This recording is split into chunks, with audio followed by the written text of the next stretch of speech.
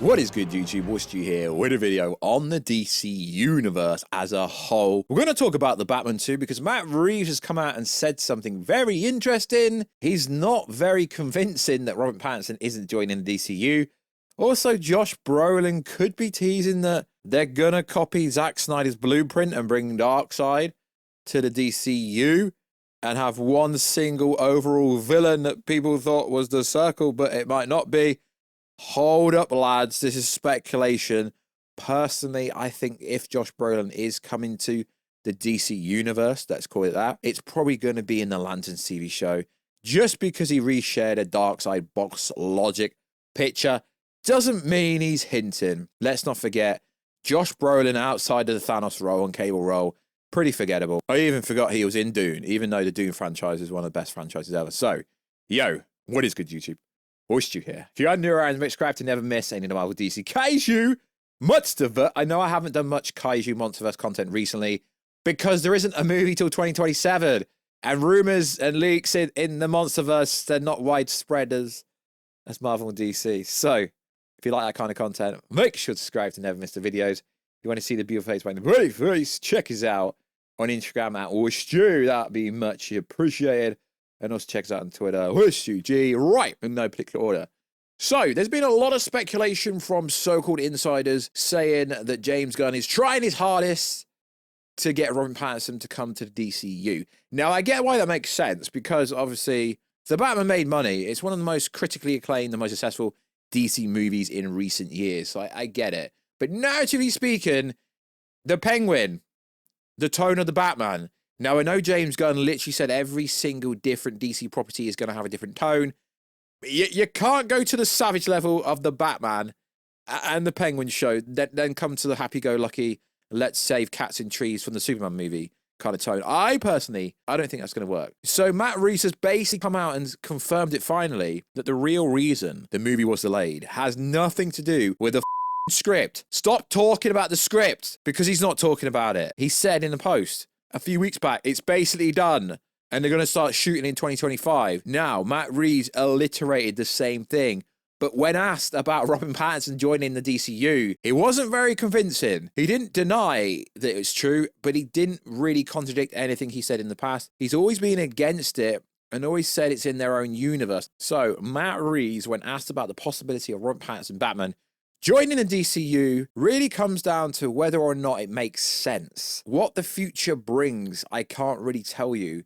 We'll have to see where that goes. Who shouldn't have even asked that question because he knows he wasn't really going to get a response, but thus has got a lot of people now thinking that after the Batman 3, if we get that far, I'm not really convinced we're going to get past the Batman 2. If we even get to the Batman 2, that Robert Pattinson could potentially join the DCU, but Robert Pattinson would be in his 40s, and realistically, the Batman is supposed to be a younger variation of Batman. The Batman 2 should have came out. So Matt Reeves essentially said he's had personal issues. He says Colin Farrell has kind of helped him with that stuff. We know Colin Farrell won the Golden Globe recently this week, in the past few days, for his role in The Penguin. I don't know if it's justified, but the Penguin show was really popular. Now, lots of people have taken what Matt Reeves has says differently because he's not exactly gone against what he was saying, but he hasn't really said enough to convince you otherwise. Now, obviously, what he says doesn't really mean anything. It's not contradicted his statements. Now, realistically, the Batman should stay in the Elseworld universe, and if they even care about Batman, they should put their own Batman in the DCU. Now, I recently did a video saying Jack Reacher, Alan Ritchson should be the Batman in the DCU. I'm not saying he was the best choice. Obviously, there's so many other choices.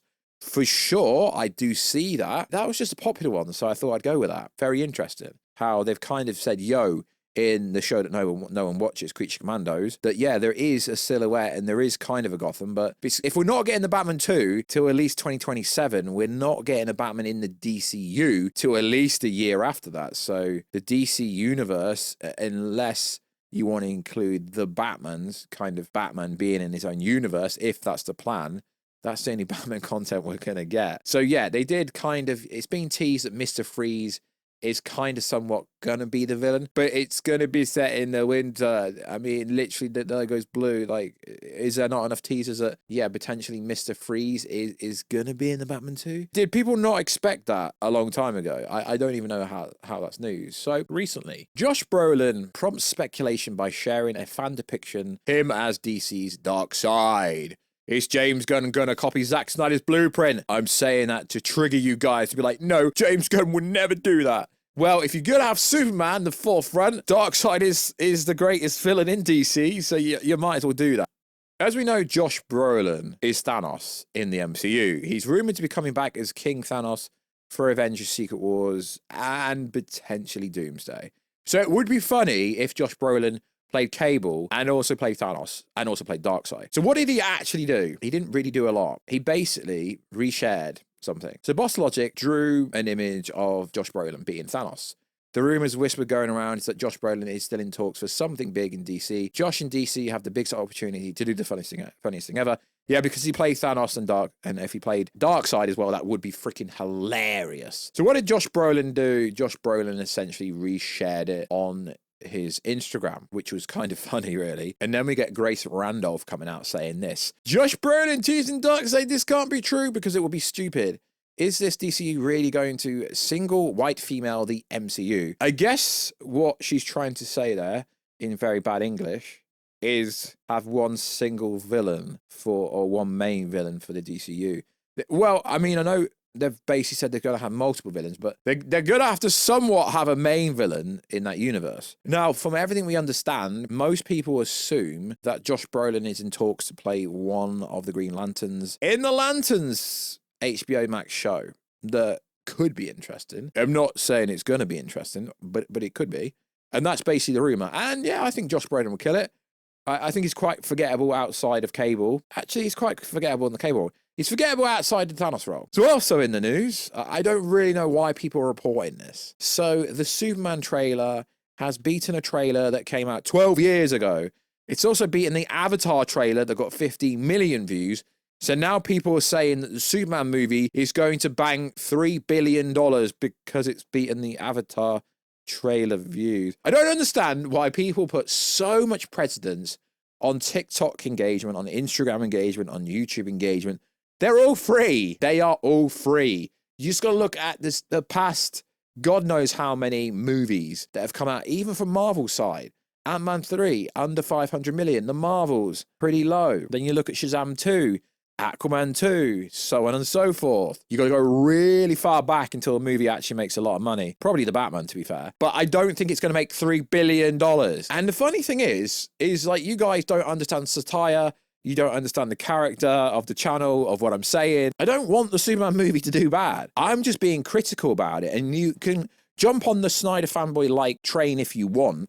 But if you can't be critical about a movie you're looking forward to and saying it's not the greatest trailer ever because it's a basic trailer. Just because I said the trailer wasn't that great, I'm still looking forward to the Superman movie. I still want it to make a profit, but I'm not going to say that David is the greatest Superman ever and Rachel is the greatest Lois Lane ever based on a trailer for a Justice League movie that's got a bunch of superheroes. I mean, why is Green Lantern in it? Hawk Girl, Mr. Terrific should be in the Arrowverse. Get back to Arrow. Like, seriously. If it was a standalone Superman movie without a bunch of other superheroes in it, except for the villain, I mean, we've got Lex Luthor. We've got multiple villains in this movie. We don't even know all the villains in the movie. We've got Ultraman, we've got Lex Luthor. There's so many. So the reason I'm giving it stick is because I want it to do well. Like, you can be hypercritical and you can analyze something, and you don't have to be a DC shill to still like it. I do a lot of DC content. I have done a lot of DC content over the time on this channel, and I will cover Superman massively. And if you listen to what I'm actually saying, I'm not being negative. I just want to know what the friggin' hell's happening with the Batman. Why can't they announce the Batman in the DCU already? Even if he's not going to come through and actually play a role for like many years, they could still reveal it, you know? So yeah, when I go over this test screen information about Superman, it somewhat is pretty much true. Just because it's James Gunn's close friends and people that work for DC and Warner Bros., information gets out all the time. And like I say, you can't just report all the great things about something. If there is negative stuff about something, you've got to report on both sides, or else that is fake reporting. I'm not a reporter, not even close to that. But if you're going to cover content, you need to cover the good stuff and the bad stuff. Yes, I think Supergirl is a cool character. Yes, I think Jason Momoa is a cool actor. He's not a very good actor, though. He's very likable, sure. But he's already done the Lobo role as Aquaman. If you go back and watch Aquaman, he is literally playing Lobo, but in the Aquaman costume. And I do find it funny that you guys always come at me. But who do you think should be the DCU Batman if it isn't Robert Pattinson? I think Robert Pattinson is a pretty cool Batman. I just want him to stay. And I want Matt Reeves and his team to finish that independent story that was supposed to be based on the long Halloween, so on and so forth. Hence why they released a movie around Halloween. I just wanted to finish that story. If they want Robert Pattinson to be the DCU Batman after that, cool story, bro, then yeah, they could do that. But I just want the best for DC. But I read the comments and it's hysterical to me what you guys actually assume about me based on my commentary. But you don't even, I can tell when someone hasn't listened to the whole video. I get it. Some of them are long. Some of them are over 10 minutes, maybe 15 minutes, which compared to some other channels, there's some channels that do like 1 to 2 hour videos. Like mine are pretty short. So if you're going to come at me in the comment section, which is completely cool, I love it. Just please get the full context of what you're saying first. I want the Superman movie to do well. I want the Batman 2 to do well. I want the Batman to do well. And stop saying there's been no test screenings. There has. It's just internal test screenings. Marvel does it all the time. It's just not an outside audience and the information still gets out. People don't know how this industry works. Information gets out all the time. And it's all right for people to say, yeah, Jeff Snyder's info is wrong. Jeff Snyder actually worked at a trade. He worked in the industry. He's not like a Twitter scooper. He actually has a background from actually working in the industry. So that gives him a little bit more precedence and validity. Sure, bro, I'm not saying Jeff Snyder's actually credible, but sometimes he gets stuff right. And information comes from everywhere. And the most credible actual source is generally 4chan and Reddit. Let's be honest, most of the plot leaks about the Superman movie just happened to be in the trailer. Oh my God, the kaiju that came out probably like 5 weeks before the trailer, if not much longer than that. How did that slip out? You've got to understand context. It's all right going at me in the comment section, which is perfectly fine, but understand context. Know who you're on about. And like always, guys, check us out on Instagram at Warstu. Check us out on Twitter, WarstuG. And I'll catch ya in another video very soon. Catch ya later.